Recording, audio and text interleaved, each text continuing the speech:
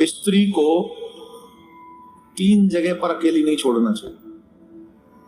ये पति की जिम्मेदारी है, ध्यान से सुना, जीवन भर काम आने वाली बात बता रहे हैं। सावधानी पूर्वक जितने भी पति हैं वर्ल्ड में सुन लो। अगर पत्नी का सम्मान पाना चाहते हो, पत्नी का स्नेह पाना चाहते हो और पत्नी की इज्जत बनी रहे, इसके लिए 3 चीज जगह पर कभी भी स्त्री को अकेले नहीं छोड़ना चाहिए। कहां? पहली, अगर स्त्री बीमार हो तो उसे कभी अकेला नहीं छोड़ना चाहिए। बीमारी में पति को अपनी पत्नी के साथ खड़े रहना चाहिए।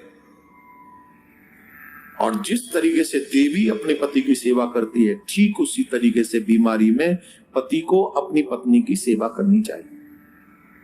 बीमारी में पत्नी को कभी अकेला मत छोड़ना। और जब वो निर्दोष हो फिर भी दुनिया वाले उस पर दोष लगा रहे हो, उस स्थिति में भी कभी भी पति को अपनी पत्नी को अकेला नहीं छोड़ना चाहिए। वहां खड़े रहना चाहिए कि don't worry, I am with you.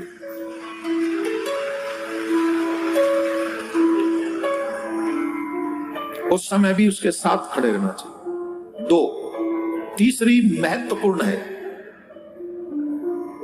किसी भी कठिन परिस्थिति में पराये पुरुष के साथ स्त्री को अकेले नहीं छोड़ना चाहिए। चाहे वो रिलेटिव्स ही क्यों ना हो। ध्यान देने योग्य बात है। चाहे वो मामा का हो, चाहे वो फूफा का हो, चाहे वो जीजा का हो, चाहे वो साले का हो। जवान अगर कोई है तो उस कठिन परिस्थिति में कभी भी एक स्त्री एक पुरुष को नहीं छोड़ना चाहिए। पति को चाहिए कि खुद वहां पर खड़ा रहे और कोई भी कार्य करना हो अपनी पत्नी के साथ खड़े होकर स्वयं काम करे।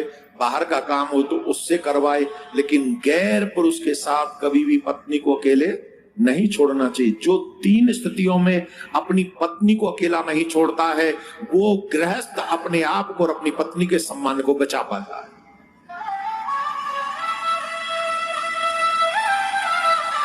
क्योंकि जब स्त्री पुरुष 2 होंगे, निश्चित कहीं ना कहीं काम अपना प्रभाव दिखा, दोष नहीं होता उस समय। भावनाएं इतनी तीव्र भर देता है कि व्यक्ति कब सीमा क्रॉस करता है मालूम नहीं होते। शास्त्रों में तो यहां तक कहा है महाराज, आजकल लोग मानते नहीं है, इसीलिए घर टूट रहे हैं, इसीलिए घर टूट भी रहे हैं। शास्त्रों में यहां तक लिखा है, जवान बेटी जब हो जाए तो बाप को कभी अकेले रात्रि में घर में नहीं रहना चाहिए जवान बेटी के साथ। बोलो कितनी बड़ी बात लिख दी है। अब आप कह रहे होंगे महाराज यूं ही भड़का रहे हो, मेरे पास सबूत है। बिना सबूत के बात नहीं करता हूं। मेरे पास ऐसी बेटियों का दर्द है जो आके मुझे बताया है कि आप तो कहते हो हमेशा माँ बाप की सेवा करो, उनकी बात मानो, ऐसे दुष्ट बाप का क्या करें? क्या करेंगे आप? मैं तो कहता हूं समाज की जिम्मेदारी है ऐसे बाप को चौराहे पे खड़े करके फांसी लगा जा देनी चाहिए उसी वक्त। बेटी की जिम्मेदारी नहीं, समाज की जिम्मेदारी है। लेकिन मैं शास्त्रों की बात कर रहा हूं, ये सब बातें मैं नहीं कर रहा हूं अभी फिलहाल, प्लीज इसको सुने। शास्त्रों में जवान बेटी के साथ कभी अकेले न रहे, न जाने कब काम कुबुद्धि पैदा कर दे। जवान बहन के साथ भाई को भी कभी नहीं रहना चाहिए अकेले में। पारिवारिक बात नहीं, संसार में रहो, इट्स ओके, कोई बात नहीं, वो तो रहना ही है, रहना ही पड़ेगा। लेकिन कभी मजबूरी में ऐसे हो तो फिर भी आपको एक साथ नहीं रहना चाहिए। भोजन इत्यादि करके जो भी आप अपनी समस्या समझ लें इसको, ये मर्यादा शास्त्रों में बताई। भगवान ने निमंत्रण कब दिया? बोले रात्रि में आना, क्यों? रात्रि में काम प्रबल होता है। बोले रात्रि में आना और स्त्रियां मेरे साथ होंगी तब आना। ध्यान से सुनो, कोई और पुरुष नहीं होगा मेरे साथ, मैं अकेला पुरुष हूंगा, कोई नहीं होगा। बस तुम उस समय शक्ति प्रयोग करना अपनी, जितनी भी तुम पर पावर है, जितनी तुम्हारी शक्ति है। अगर तुमने उस मैदान के युद्ध में मेरे मन में काम जगा दिया तो तुम्हारी विजय, और न जगा सके तो मेरी विजय। अब बताइए भगवान ने कितना बड़ा चैलेंज दिया है, तुम दे सकोगे?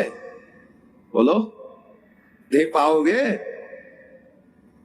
इसलिए भगवान ने रास किया। बोले कामदेव, हम तुझे दिखाते हैं कि बेटा इस संसार में सबका बाप है। भगवान ने निमंत्रण दिया मैदान में आना, और भगवान ने कहा शरद पूर्णिमा के दिन आना, मैं शरद पूर्णिमा के दिन महाराज करूंगा। मेरे मन में काम जगा सके तो तुम्हारी विजय, न जगा पाए तो मेरी विजय। बोलो राधे राधे।